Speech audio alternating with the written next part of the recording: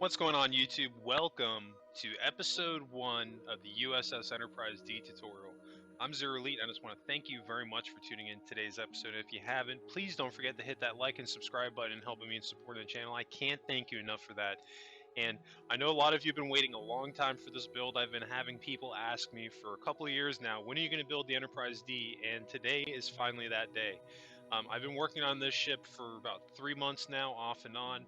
And this is going to be hands down not only my hardest build that I've ever done, but probably without a doubt the longest build that I've ever done. Yeah, I mean, I'm at already over 200 recording sessions on this build, and this thing is just going to be a monster. And one of the things that you're going to notice when we're doing this specific tutorial is that we're going to be changing things up a little bit as far in the process in which I build the ship. And the main reason for that is the size of it. The Enterprise D is freaking huge. So when we're doing stuff that we're going to be repeating over and over again, you're only going to see me doing a section of it, and that's entirely to save time. But I've been telling you guys just how big this thing is, and it's so big it's going to take me a second just to get up here, fully appreciate the scale of this thing. But the Cerritos can fit inside the saucer of the Enterprise D, length and width wise, not height, but length and width. And yeah, you can see why it's taken me so long just to build this thing, because it's just freaking huge. It's so big, I don't know if I'm ever going to do another ship this big again. I don't know, but the Enterprise D had to be this size to get it right and to really do it justice. And we're not even done with it yet. You're not seeing the finished ship, but what you are seeing right now is what I have built up into this point. And I wanted enough of the outside of the ship done so that when I took a screenshot of it, it would represent closer to what the finished product would be. If I had waited longer until the outside was completely done, it could have been maybe another month or so before I started the tutorial, and I really wanted to make a point to get this started. So without further ado, let's go ahead and start building this thing. So what we're going to need to do, first things first, we're going to need to go on Google and do a search for pixel circle generator, and you're going to type in your dimensions, 260 by 189. And then you're going to want to cut your oval into 4 pieces, because really we're only going to need this top half right here. And we're going to be repeating this process 4 times total. So very similar to what I've done with my other tutorials as far as building the circle. In fact, it's exactly the same, just slightly different shape. I don't know if I'd call this a full oval because it's slightly rounder than what an oval would be, but I think this is about spot on with what the Enterprise D saucer should look like. And yeah, we're gonna jump right into this thing. So let's go ahead and start the video. So you can see I've already built half of my circle off camera, and one of the reasons why I did that, normally I would just build this all in one session, but the length of time that it would take, this would be a 47-minute video if I hadn't edited it. And you're going to see this throughout the course of this tutorial. Like I was saying, that we'll be doing little things piece by piece. And what I'm looking for right now is a comparison, because this is one of the screenshots that I got to compare the size of the Cerritos to the Enterprise D. That gave me a scale comparison and just how much bigger I needed to make this thing. And kind of just looking at the saucer, the half that I have so far, and I'm looking at the Cerritos to kind of gauge what I want to do. And if you've never built a ship before in Minecraft, I may not, I don't want to turn you away from building the Enterprise D, but I might start off with something a little bit smaller. For those of you that are still, you're set on doing it, but you haven't done that many builds, or maybe it's your first build, check out my mock tutorial first, because that'll help you out and get you a little bit more familiar with it. I maybe even recommend building the Cerritos. I've got a tutorial for that, and then also the Enterprise A, or excuse me, not the Enterprise A, the Disco Era Enterprise. I have a full tutorial for that as well. But what you can see now, we've got our cross section in place to split our oval up into 4 pieces of a pie. This is what I'm talking about. We're only going to be built using this upper right hand corner, and we'll be repeating that process 4 times total. We'll be flipping over the other side, and then down here, and then over here. Now, one of my rules, and this is definitely going to help you out, as you're building this ship, if you do one thing on one side, you're going to want to repeat this on the other side. This is going to help you in making less mistakes, and also getting it done a little bit faster, because if you just do one side, maybe it's just how I feel about it, but I feel like it takes a little bit longer to get it done, and you're way more likely to make a mistake.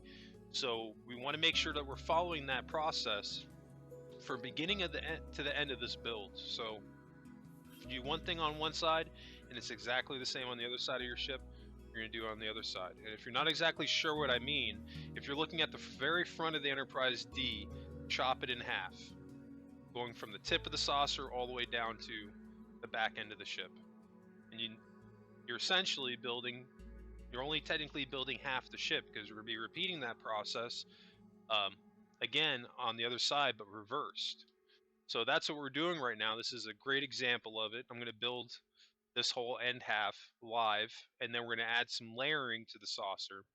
We're going to get a little bit further along, I think, where I would typically be in the tutorial when I've done these in the past, because once we do the full outline, that's when we're really going to start seeing me do this by sections. Because if I had done all of this in real time on camera for you, we're probably at least 300 videos, because the length of time that it takes to go around the saucer all the way.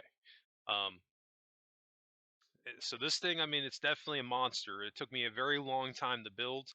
I started working on the Enterprise D while I was still working on the Cerritos, and I think I put the first teaser of the Enterprise D up on the towards the end of February.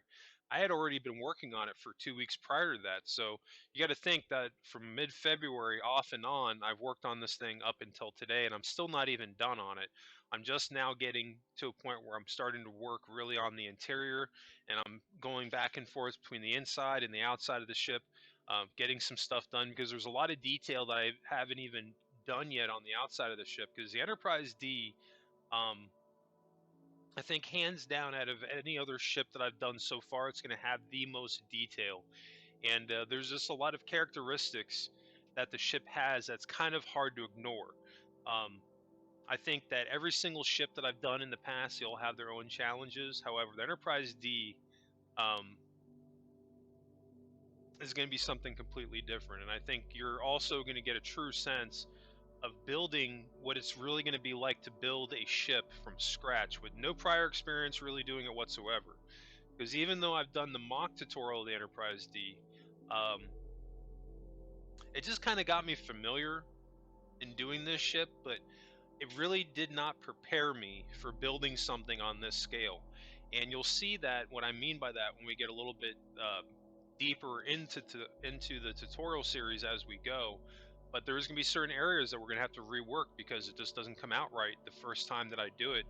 And like when I did the Disco Air Enterprise and even the Cerritos, I really didn't have any areas that I backtracked too much on it.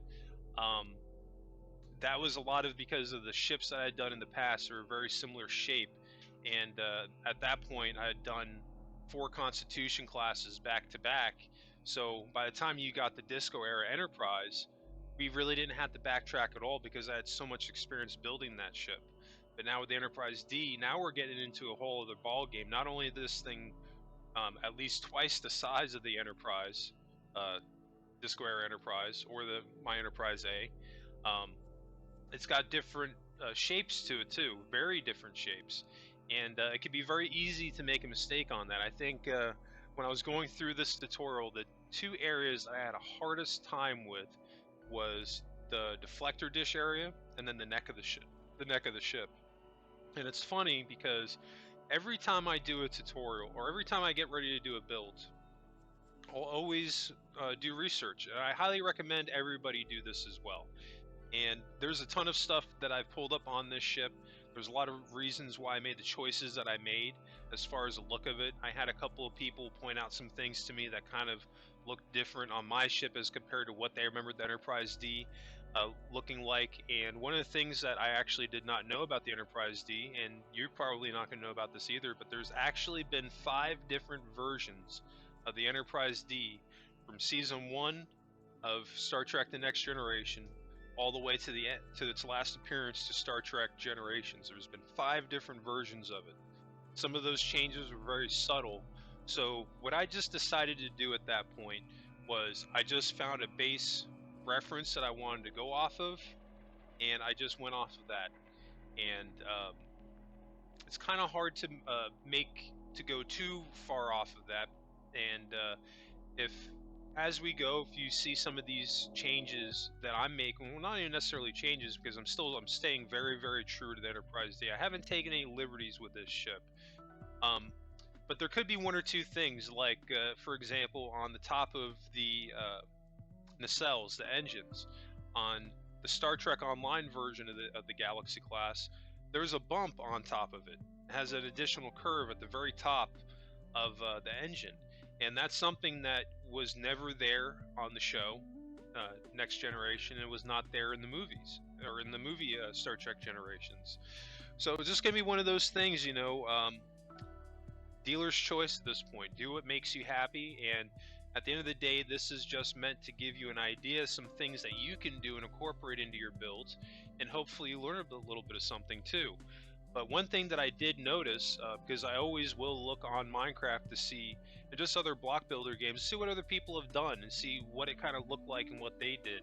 And one thing that I noticed was that every single build that I came across, there wasn't a clear screenshot of the deflector dish and the neck of the ship, which ironically were the 2 areas I had the hardest time with getting them where they needed to be. And I understand now why it's so hard to find screenshots of those areas of the ship, and that's because maybe they're not necessarily fully happy with how they came out. Now I'll be the first one to say that both my deflector dish and my neck, while it's not perfect, I'm very, very pleased with the end result where I'm at today on the build. It took a little bit to get there, but I got you guys, and I'll show you every single step that I've taken from beginning to end to build this thing. Another thing that I'm actually really looking forward to is that there's going to be a ton of stuff that I'm going to be able to do with this ship that I could not do with any other ship that I've ever built. We're talking multiple levels in the saucer section. Now, which you could say, well, technically when you did the Disco Era Enterprise A, you had a couple of levels. Very true. But, and I'm going to talk about this now, I've never built a ship that had more than 1 level of corridors on it. And that's how big this thing is going to be, is that it's going to have at least 2 levels of fully fleshed out straightaways and circular corridors. And that's going to make some room for doing some really cool stuff. Some of you may not be aware of this, that the Enterprise D, since it's considered a family vessel, there's 1,000 families living aboard this ship. So there's got to be a lot of things on this ship that to accommodate that. And I found the concept art for a lot of this stuff because, believe it or not, a lot of the things that they conceptualized for the Enterprise D never made it into the show. A lot of that had to do with the budget and then just being restricted by the technology of their time. They didn't have really good CGI at that point to where they could flesh out a lot of these areas. Like, for example, the main shuttle bay on the Enterprise D. You never see it in the show. You never see it in the movie. The only thing we see are the secondaries, and that's a lot because the primary transport or shuttle bay is so large that I guess they figured that doing a painted backdrop on it wouldn't do it justice and it would look weird. And they just couldn't afford to do it CGI and make it look right. And there's other things too, because that's kind of a softball one. A lot of people know about that, but what you may not know is that the Enterprise D actually has a full-size mall inside of it. Enterprise D has a school. That's kind of a softball one, but did you know that the Enterprise D has a full-on aquarium inside of it? Maybe not necessarily aquarium, but it has a giant tank with dolphins inside of it and whales. no joke. They actually made concept art for it, and that's going to be one of the many things that we're going to be doing on this ship. We're going to have a ton of room to flesh out all these things, and I think it's really going to help to cement the identity that the Enterprise D has on the interior. And there's also going to be other things that we're going to do too that were specifically from the show. You know, like of course the holodeck. That's something I practiced on the Cerritos, but I was never fully happy with what I came up with. That was largely to do though with the fact that I really just did not have the room to build what I wanted to build for the holodeck on the Cerritos. I was very constricted by my area to work with. And that's not going to be a problem on the Enterprise D. I'm going to have plenty of space. If anything, I'm going to have, when it's all said and done, I'm probably going to have a little bit of extra room, but I'm going to figure out a way to make that all work together and tie it in. But you know, with any build that you're doing, it's always very important to do the research into it. Um, but at the same time, Enterprise D doesn't exist, so you can take liberties with this. At the end of the day, have fun. Um, Build the best version of Enterprise D that you can think of. And I'm going to show you a ton of stuff to give you ideas on what you could do with your build also. Um, because at the end of the day, everything that I'm doing here, this is just what I think is the best version of it. Now, am I staying true deck to deck, room to room, exactly where everything is? Absolutely not.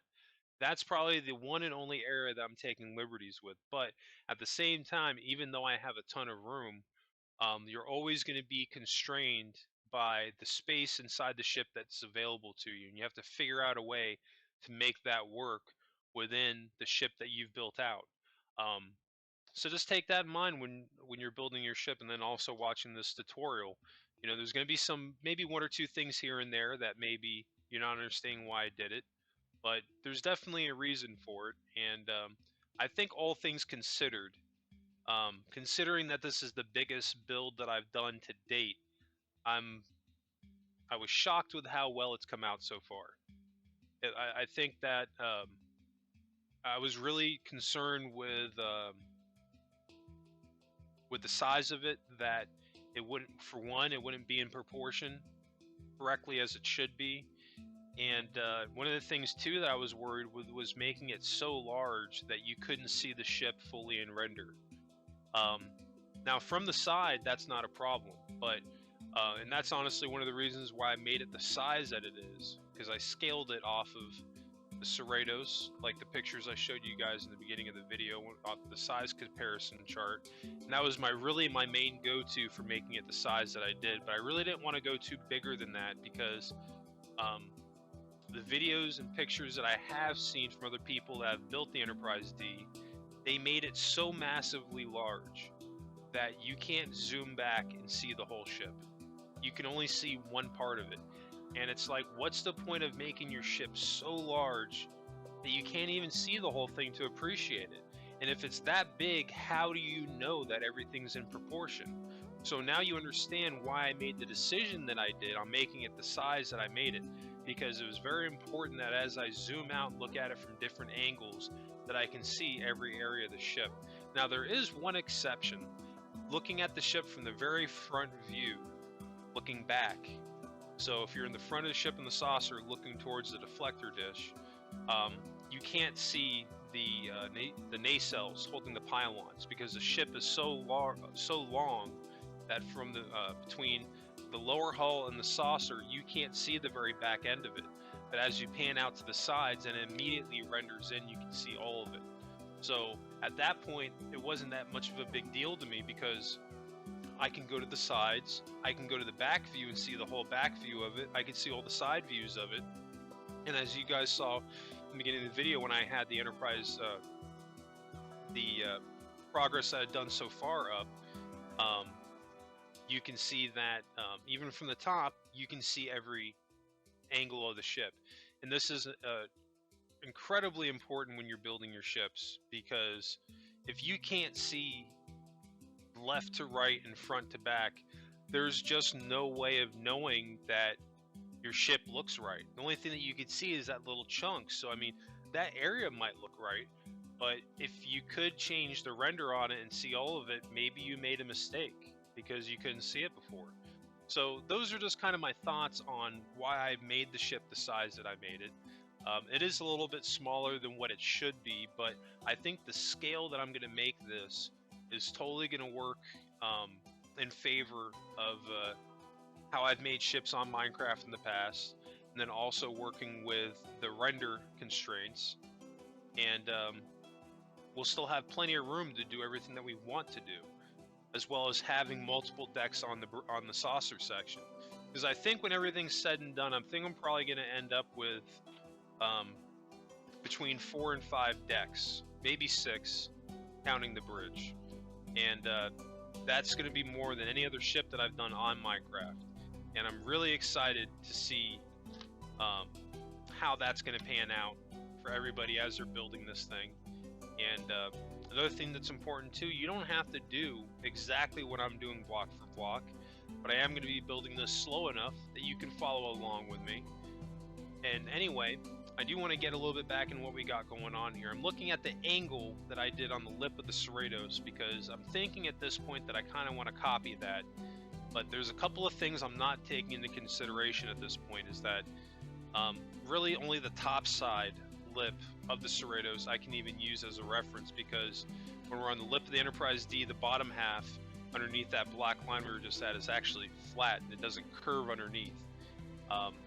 So what we're going to do is really just kind of use that as a reference guide to kind of get us where we need to go to start that curve going up top that the Enterprise D is known for. Is really has like that thick, extended, like round dish that it looks like that's coming up above on the saucer. So what we're going to be doing now is a row of the white concrete going all the way around the ship. And then after that, we're going to come back and we're going to do a row of half slabs right above the bottom row of white concrete. And we're going to do that going all the way around the ship. So you may have to pause this at this point and do that and come back to the video, because you're probably going to be working on that for about maybe 20 to 30 minutes or so and then come back. But this is exactly what I'm talking about, where I'm going to be doing stuff like this that's going to take an extended period of time, but you've watched me do it, or it's so easy that you don't have to do it live with me. This way it'll help to cut down on the number of episodes that are be coming out. Now, one thing I can tell you, and there's a reason I'm pausing the video so I can talk about this, when you're doing the half slabs, follow the cut line. What I mean by the cut line is that, like this line right here, this is a cut line. So you do the two blocks right there, and then go in with a cut, and then do a single, go in with a cut, single, in with a cut, single. So anytime you hear me go with a cut, I'm literally talking about the cut line on the blocks. So as long as you follow that step, you can't make a mistake. If you make a mistake, you're not following the cut and you need to go back and do it again. So let's continue on. We've already shot through 17 minutes. We've got about 3 minutes left in today's episode. And now we're going to do another row of half slabs on the bottom. So you should have a tiny lip of the white concrete sticking out above, because you're technically doing this top row of half slabs on the bottom side of this top block. And then on the bottom row, you're doing half slabs on the very bottom. And we're going to do that going all the way around. See, now we're going in with a cut, in with a cut. As long as you follow going in with a cut, you've already got your outline done.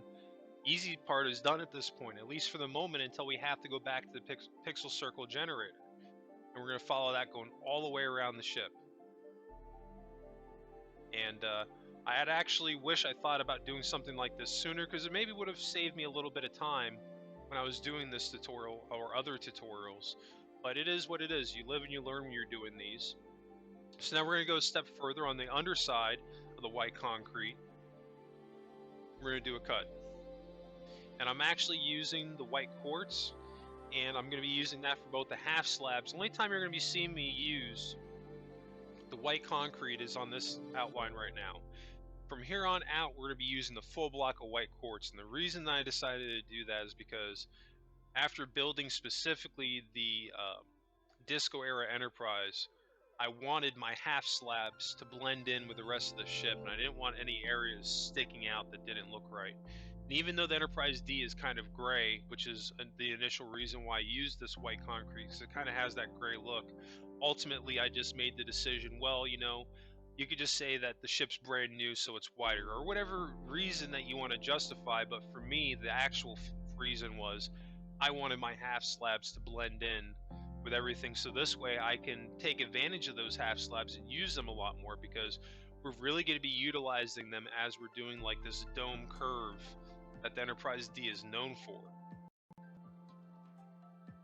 So we're going to do that going all the way around the bottom side, and now we're going to skip ahead, and you should have something that looks exactly like this: the half slabs on the top and then on the bottom, and then an additional row of half slabs at the very bottom of your white concrete blocks.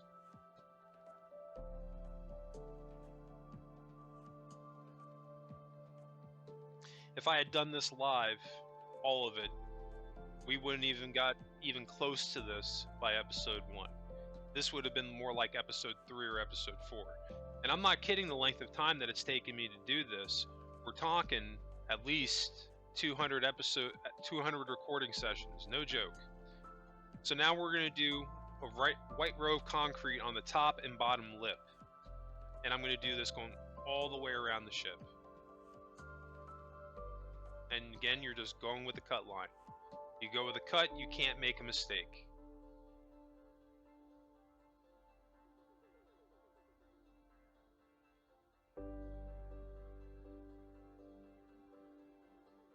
Then after that, we're going to go along the lip and do a row of white concrete on the top side. But we're not going to cover up that very front lip. We're going to leave that exposed for now. We're going to do that going all the way around. So I've given you 2 processes to follow right now. And now we're going to come back right after I've completed that. And everything I'm doing right now, I'm making it to a point where you can pause the video to do this with me. It might seem like I'm going kind of fast in doing this, but when you're doing each section as I tell you to do it, pause the video, do what you need to do, and then come back, and then we'll pick up again. But now we're just going to continue right on, and we're going to go add another step. And now we're going to do another row of white concrete going right behind the half slabs. So we're technically going one up from this top row of white concrete. We're building it right off the lip line right here, the half slab. And we're going to do that going all the way around the ship. And then on the bottom side, on the back side of this bottom row, we're going to do a row of the dark gray. That's not actually black, it's like a dark gray concrete. So I've given you 2 more steps. We're going to do this going all the way around the saucer. So if you want to, go ahead and pause the video to continue that. I think we might have one more step before the episode ends today. And it may not seem like it, but we've actually gotten a lot done in a very short period of time because of this new method that I'm using in building this. Now, after we've done the dark gray, right underneath that, that's where we're going to do another row of the half slabs. Now, we are going to be making a change to this, but I would say to do this for the sake of having the same thing that I am, because when you're editing your ship later, you're going to want to have the same exact thing that I have. And to be honest with you, I'm not exactly sure if I flatten it out from this middle line right here or if it's below that. And I know that this is going to be a lot of work. Trust me, I know. I've actually completed it myself, so I understand exactly where you're coming from. But believe me when I tell you that all these steps will be worth it in the long run and helping us to get where we need to get. But I think that's going to wrap us up today. I'm going to finish up this top row and bottom row off camera.